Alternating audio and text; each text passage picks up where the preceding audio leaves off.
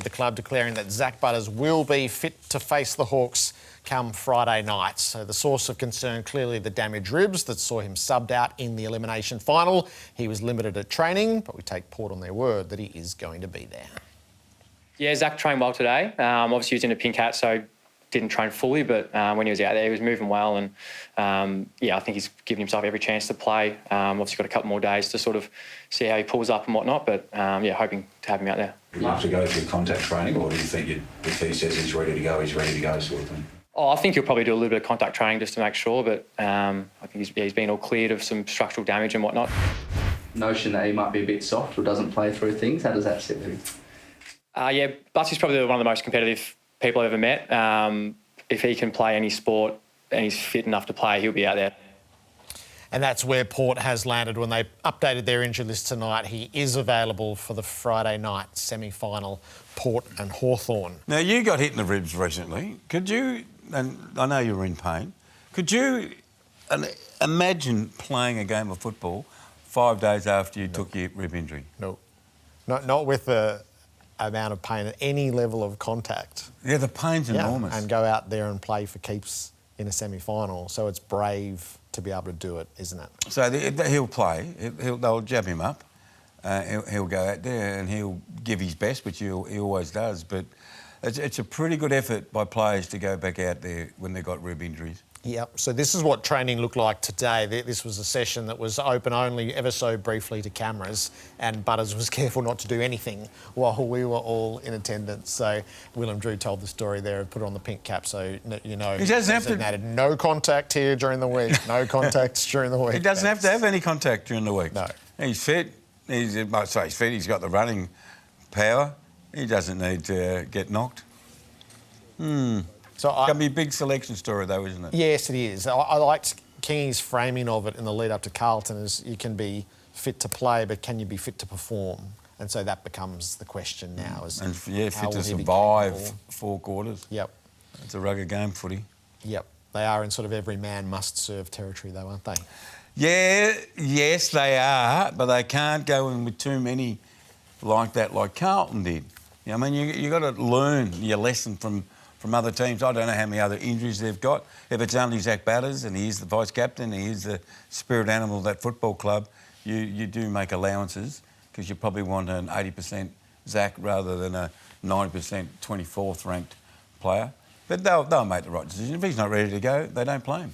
Subbed out on Thursday night. That is an injury that did cause plenty of debates, much of it from Kane Cornes, who drew the ire of the Players Association. Zak Butters was subbed out at half-time. Only 20 points down at half-time, and he's out with what is now sore ribs. Like, he's been cleared of any structural damage. So I think it's a real challenge for Zak Butters now. A lot of players playing sore at this time of the year. I was really surprised that he wanted to be subbed out or they subbed him out. I think he's got to really toughen up this week, grit his teeth. He had to push through that when his team needed him. Now, Paul's gone and said that I called him soft. So Paul's got to be really careful with putting words into my mouth that I didn't say. He said on the phone that I questioned his courage. I said, Paul, I never questioned Zak Butters' courage. I said it's a real challenge for him and he needs to grit his teeth and there's no further damage. Now, that's 2 days after the game when the medical report has been released. If Port Adelaide were really concerned about him, you send him to hospital at half-time.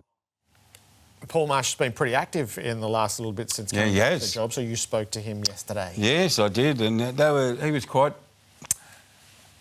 What's the right word? He was alarmed at the commentary on Zak Butters. He was also alarmed at Kane Cornes' commentary on Nick Cox a couple of weeks ago when he was questioning him as a player. Perhaps he's not tough enough or his body's not built to play AFL footy when he went off concussion at half-time. Well, just before half-time, the doctors ruled him out. The doctors ruled Zak out. He couldn't breathe at half-time. And their concern is they've got people sitting in the cheap seats passing opinion on players and doctors' decisions. And I can understand why Paul Marsh would be, get upset about that. But I also know that the media world that we're in, there's a lot of opinions passed a lot of the times, but the one thing that clubs and the AFL have always hated is people in the media passing judgment on decisions by doctors. Now, this has blown up. Oh, no, it's not blown up. This has become quite a tender discussion after the Christian Petracca situation where, Melbourne got abused for putting him back out there, and now Port are getting abused for taking Zak Butters off. So you sort of can't have it in the AFLPA. I said, hang on. We've got to get some conservatism back in our game. But, he was pretty strong, Paul. He was very strong. What are your thoughts on that? I'm going to pick this up on the Petracca discussion shortly because, yes, the sensitivity around the critique of medical performance, but there has to be a level of oversight and scrutiny, which was sadly lacking in that instance. He clearly was ruled out of the game because he was incapable of playing it. It's a qualifying final. It was half-time and it was still in the balance. So if conservatism... He's not getting ruled out. He's not this. getting ruled out with a broken fingernail. We are talking Zak Butters here. Like, absolutely known and respected for his reputation of putting his head over the ball and playing a tough brand of football. I mean, you see him play the game, Jared, and he gets up and you feel like he's been run over by a truck. And he gets up and he goes again. So he must have felt, and the doctors must have felt, that he was in a bad way. Well, the club has said he was struggling to breathe at half-time. So how can you send the player back out if he says, I'm struggling to breathe?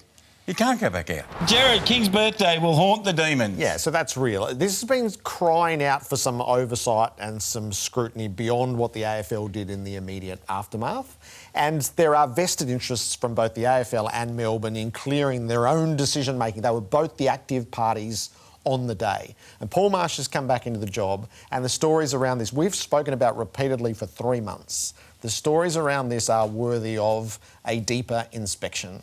And if Paul's going to lead that, then that will be good for everybody. It was too easily waved through. It's just an unfortunate set of circumstances. No one meant to do anything wrong, but there was a lot wrong in real time that was